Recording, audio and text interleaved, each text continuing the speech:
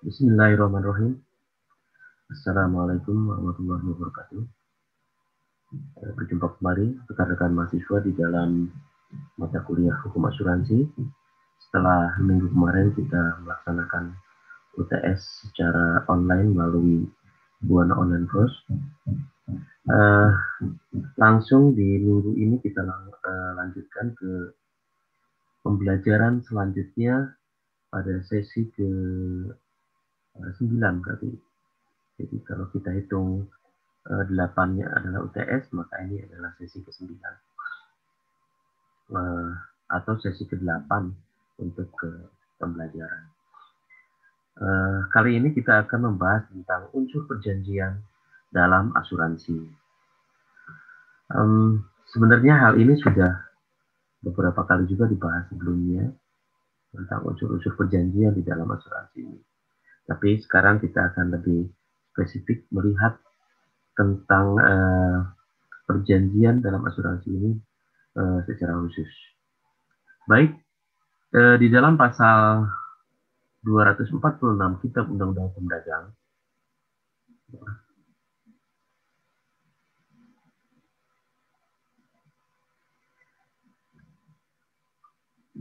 di sana disebutkan bahwa asuransi atau pertanggungan adalah perjanjian di mana penanggung mengikatkan diri terhadap tertanggung dengan memperoleh premi untuk memberikan kepadanya ganti rugi karena suatu kehilangan, kerusakan, atau tidak mendapat keuntungan yang diharapkan yang mungkin akan dapat diderita karena suatu peristiwa yang tidak pasti.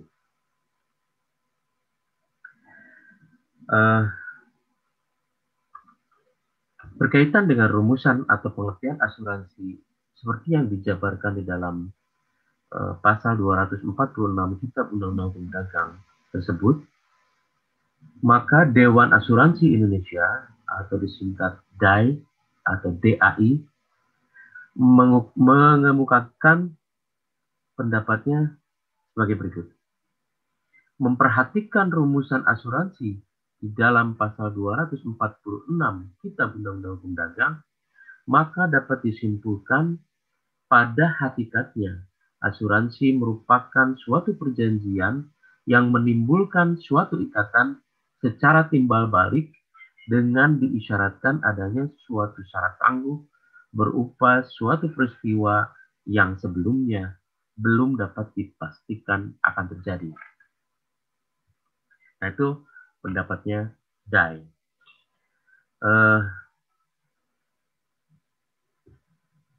Pendapat DAI tersebut sebenarnya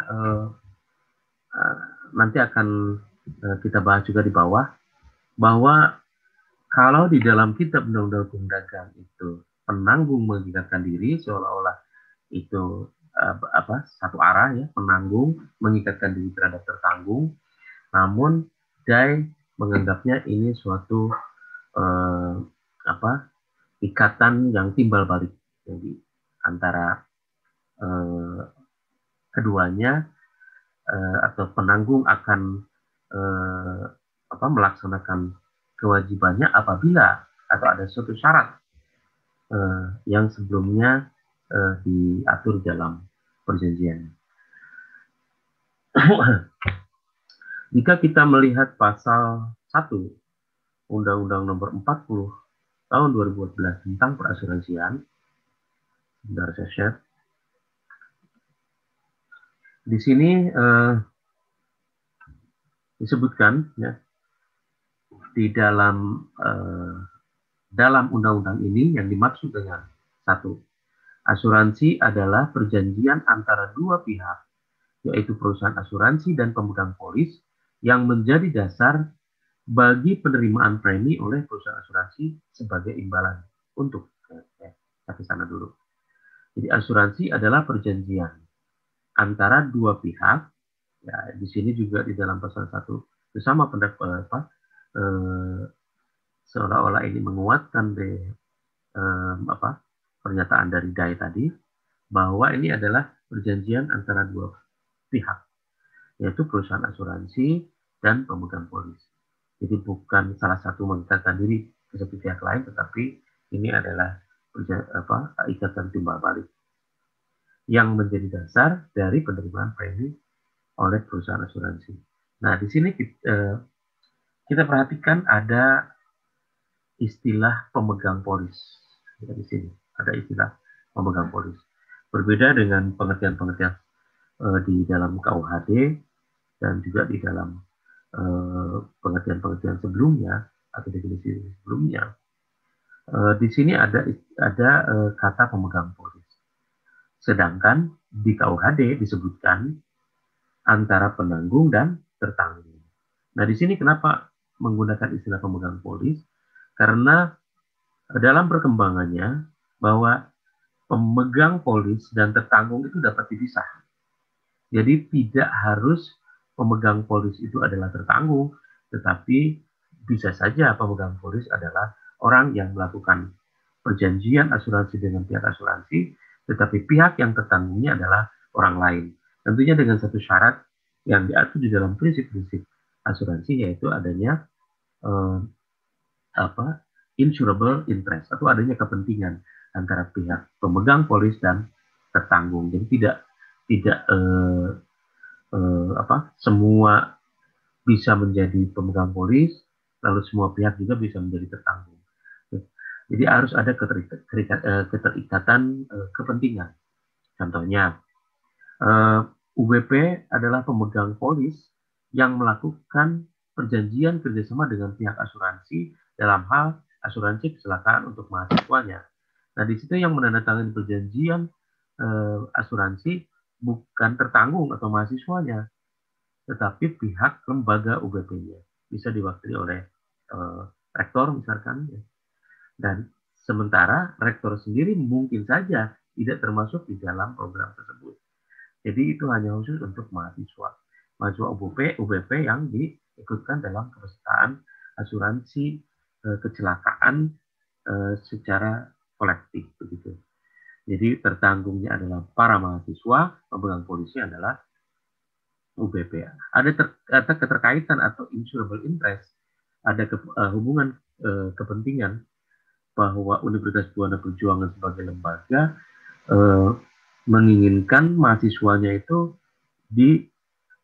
diproteksi oleh sebuah produk asuransi kecelakaan apabila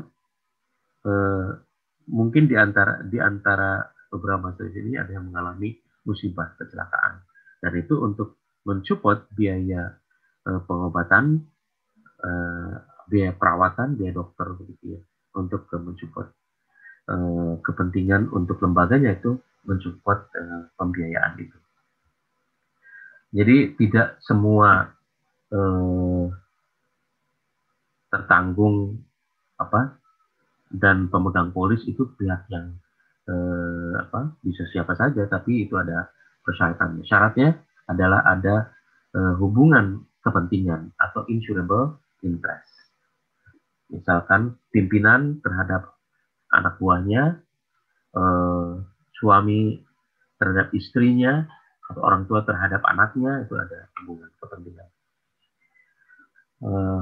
Sehingga di sini pemegang polis dan tertanggung bisa adalah pihak yang sama, ataupun pemegang polis dan tertanggung itu adalah pihak yang berbeda. Baik, kita lanjutkan.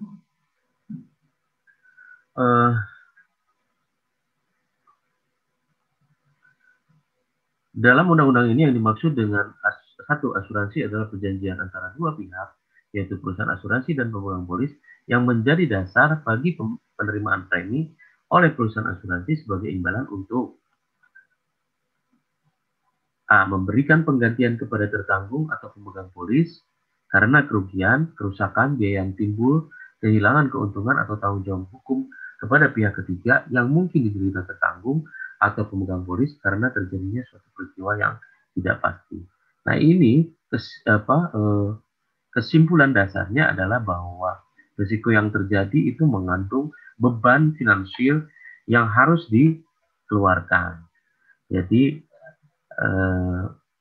intinya bahwa penggantian atau ganti kerugian itu bersifat finansial, gitu ya. Lalu B, memberikan pembayaran yang didasarkan pada meninggalnya tertanggung atau pembayaran yang didasarkan pada hidupnya tertanggung dengan manfaat yang besarnya telah ditetapkan dan atau didasarkan pada hasil pengelolaan dana.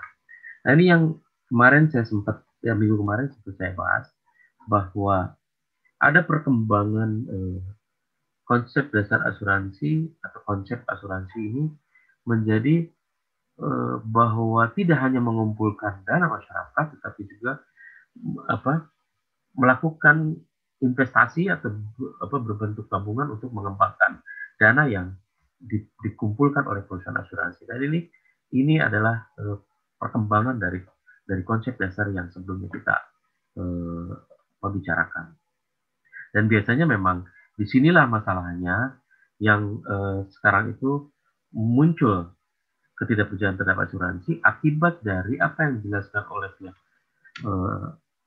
asuransi dalam ini marketing itu tidak bisa ditangkap oleh calon pemegang polis atau calon tertanggungnya.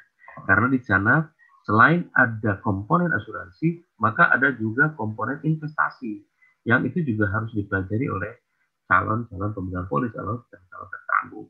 Nah, disinilah yang akan menjadi banyak sekali permasalahan yang timbul. Tidak kebanyakan dari kecakapan si pihak marketing yang menjelaskan kepada calon pemegang polis atau calon tertanggung, atau mungkin tertanggung atau pemegang polis yang tidak berhasil memahami detail produk yang ditawarkan. Nah, biasanya ini yang menjadi masalah sehingga muncul istilah ada bahwa asuransi itu menipu atau asuransi itu ternyata apa yang disampaikan tidak sesuai dengan yang bisa didapatkan oleh tertanggung atau pemegang polis. Dari sini biasanya masalahnya. Dan itu perlu edukasi yang tidak sebentar terhadap hal ini. Nah, saya sarankan memang sebaiknya bahwa asuransi itu kembali saja kepada basic atau konsep dasarnya, dia hanya mengumpulkan dana masyarakat untuk kepentingan sosial, untuk kepentingan membantu beban finansial yang diderita oleh orang yang terkena musibah, sehingga kemungkinan besar memang dana yang terkumpul itu akan bersifat pasif atau terdiam gitu, tidak dilakukan investasi atas itu. Karena jika dilakukan investasi atas dana yang terkumpul tersebut, maka ini ada fase kedua di mana tertanggung atau pemegang polis dalam hal ini nasabah itu harus juga mengerti tentang jenis investasinya, atau kalau ditabung, tabungnya di mana, lalu seperti apa bentuknya, lalu istilahnya return atau keuntungannya yang didapat itu berapa. Nah, itu akan keluar dari jalur konsep dasar asuransi itu sendiri, dan bahkan menurut saya itu akan sangat jauh sekali keluar dari konsep dasar. Lalu di situ ada istilah di poin B ya, poin B tadi ada istilah didasarkan pada hidupnya. Didasarkan pada meninggalnya tertanggung atau pembayaran yang didasarkan pada hidupnya tertanggung. Nah, ini kata hidupnya tertanggung akibat dana masyarakat tersebut diinvestasikan, sehingga ada istilah pengembalian dana atau pengembalian jumlah simpanan akibat dari tidak terjadi risiko yang diperjanjikan terhadap tertanggung, begitu. Jadi ini adalah mungkin adalah strategi marketing atau strategi penjualan produk asuransi, sehingga tidak hanya menjual produk asuransinya secara pokok, tetapi juga menawarkan produk ada pengembalian dana apabila tidak terjadi musibah atau tidak terjadi risiko sesuai dengan yang diperjanjikan. Jadi kalau ternyata misalkan tidak meninggal dunia, maka uang dikembalikan. Apabila tidak terjadi kecelakaan, maka uang dikembalikan. Nah, di situ akan muncul sekali banyak masalah. Seperti yang tadi saya bilang. Kalau investasi, investasi di mana, bentuknya seperti apa, returnnya berapa persen, begitu ya. Dan itu harus terbuka dengan tertanggung dan pemegang polis, yang tidak semua tertanggung dan pemegang polis dapat diedukasi untuk memahami tentang pengetahuan di bidang investasi atau di bidang perbankan. Sehingga sekali lagi bahwa seharusnya eh, konsep asuransi atau asuransi sekarang itu harus kembali kepada konsep dasar asuransinya, bahwa ini adalah sebuah pengumpulan dana masyarakat yang akan dikembalikan kepada masyarakat manakala terjadi musibah. Jadi kalau tidak terjadi musibah, maka tidak ada pengembalian. Karena ini memang dananya adalah dana sosial yang akan diberikan kepada yang membutuhkan, begitu, atau yang terkena musibah. Baik, nanti kita akan bahas tentang hal ini lebih dalam di pertemuan-pertemuan berikutnya. Sekarang kita akan tetap fokus pada perjanjian di dalam asuransi. Baik, selanjutnya di dalam bab 2 buku 3 Kitab Undang-Undang Hukum Perdata Indonesia menyamakan kontrak dengan perjanjian. Jadi antara kontrak dan perjanjian itu disamakan pengertiannya atau definisinya. Nah, kenapa demikian? Karena hal tersebut secara jelas terlihat di dalam judulnya, ya, dalam judul bab 2 buku 3 Kitab Undang-Undang Hukum Perdata, yakni Van Verbintenissen die Contract of Overeenkomst, atau perikatan yang lahir dari kontrak atau perjanjian. Gitu ya.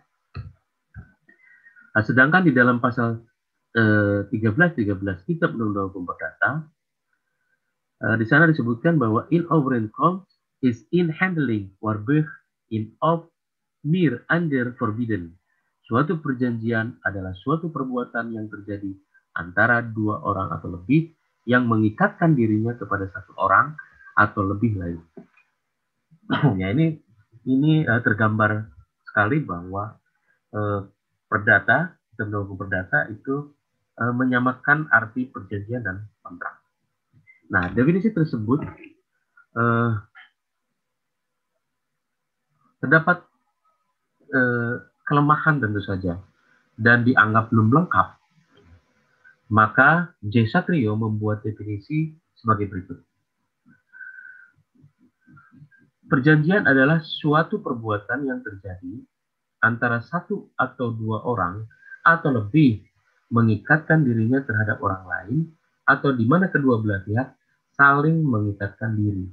Nah, di sini kenapa saya mengangkat definisi dari Satrio? Karena dia membuat satu definisi yang kompleks, yang lengkap. Jadi suatu perbuatan yang terjadi antara satu atau dua orang atau lebih mengikatkan dirinya terhadap orang lain. Nah, jadi satu atau dua orang atau lebih mengikatkan dirinya terhadap orang lain itu juga sudah merupakan perjanjian. Atau di mana kedua belah pihak saling mengikatkan diri, atau bisa dari sebelah pihak atau kedua belah pihak saling mengikatkan diri. Nah, itu di antaranya kenapa saya mengangkat definisi yang disampaikan oleh J. Satrio. Jadi konteks definisi yang disuguhkan adalah konteks definisi yang lengkap, baik itu dari satu pihak atau kedua belah pihak yang saling melakukan atau saling mengikatkan diri.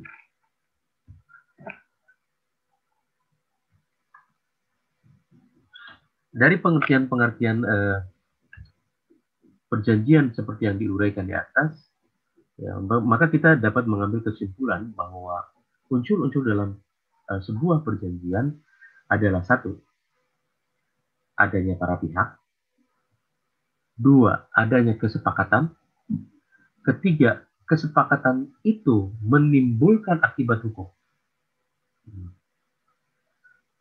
yang keempat, adanya objek tertentu atau objek yang diperjanjikan. Sekali lagi, satu, adanya para pihak, yaitu pihak dalam hal ini pihak perusahaan asuransi dan pihak pemegang polis. dalam hal ini pemegang polis bisa merangkap sebagai tertanggung atau tidak. Gitu ya. Yang kedua, adanya kesepakatan antara perusahaan asuransi dan pihak pemegang polis dalam hal ini yang menandatangani perjanjian juga sepakat. Yang ketiga, kesepakatan itu menimbulkan akibat hukum. Akibat hukumnya bahwa si pemegang perusahaan asuransi itu akan menanggung risiko yang terjadi apabila terjadi risiko terhadap tertanggung tentang suatu hal ya, atau kejadian tertentu, maka si perusahaan asuransi itu wajib memberikan santunan.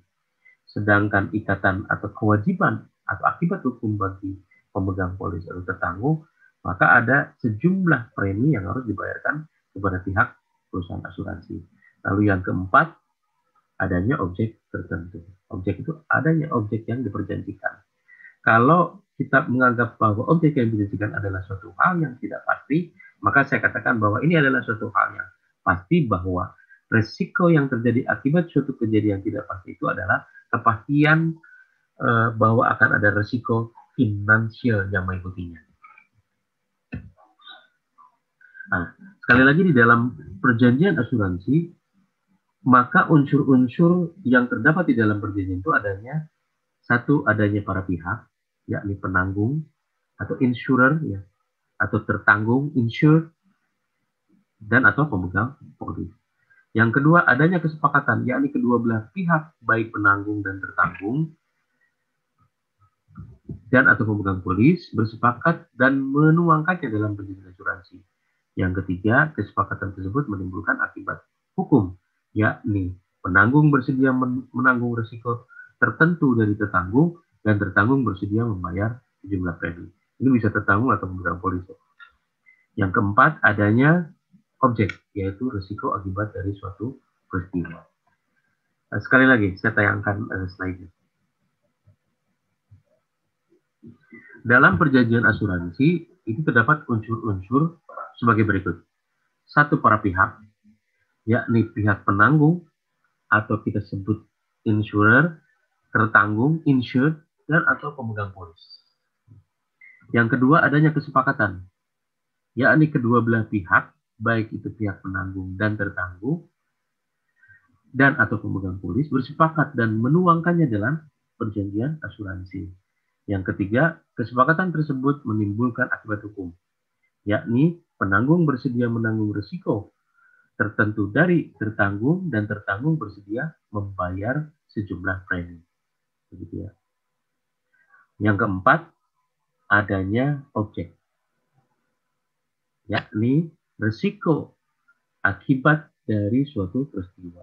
Jadi bukan peristiwanya, tapi risiko akibat dari suatu peristiwa. Dan ini adalah risiko yang dapat dihitung secara finansial, tentu saja kalau kita kaitannya dengan asuransi. Baik, rekan-rekan mahasiswa, mudah-mudahan dari sesi yang singkat ini Anda dapat mengambil kesimpulan bahwa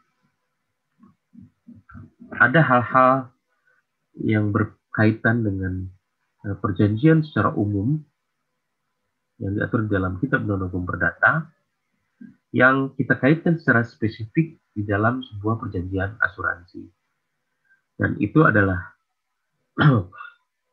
sebuah perjanjian biasa yang tadi dikatakan oleh Jesse Trio bahwa itu bisa salah satu pihak mengikatkan diri kepada pihak lain, atau kedua-duanya pihak tersebut saling mengikatkan diri. Dan kunci di dalam suksesnya dalam sebuah perjanjian asuransi ini adalah bahwa si perusahaan asuransi, dalam hal ini mungkin pihak yang menjelaskan secara rinci tentang gambaran produk yang ditawarkan, juga harus betul-betul bisa diterima oleh si pemegang polis atau tertanggung, sehingga dibutuhkan orang yang memang mengerti betul tentang detail produk yang ditawarkan, sehingga tidak terjadi miskomunikasi. Yang kedua, juga pihak tertanggung atau pemegang polis dalam hal yang melakukan penandatangan terhadap perjanjian asuransi juga memerlukan juga kemampuan dalam mencerna produk yang dia beli, dan juga teliti di dalam klausul-klausul atau poin-poin yang diperjanjikan di dalam perjanjian asuransinya, tentang risiko apa saja yang bisa diklaim terhadap asuransi, lalu adakah pengecualian-pengecualiannya, lalu bagaimana prosedur klaimnya, gitu ya. Jadi itu juga perlu disikapi secara lebih hati-hati, baik oleh pihak insurer dalam hal ini perusahaan asuransi, atau insured dalam hal ini tanggung atau pemegang polis. Demikian mahasiswa Fakultas Hukum Universitas Muhammadiyah Karawang. Terima kasih atas perhatiannya. Kita akan bahas topik lain di sesi berikutnya minggu depan, insya Allah. Untuk sesi kali ini saya cukupkan. Billahi taufiq wal hidayah. Wassalamualaikum warahmatullahi wabarakatuh.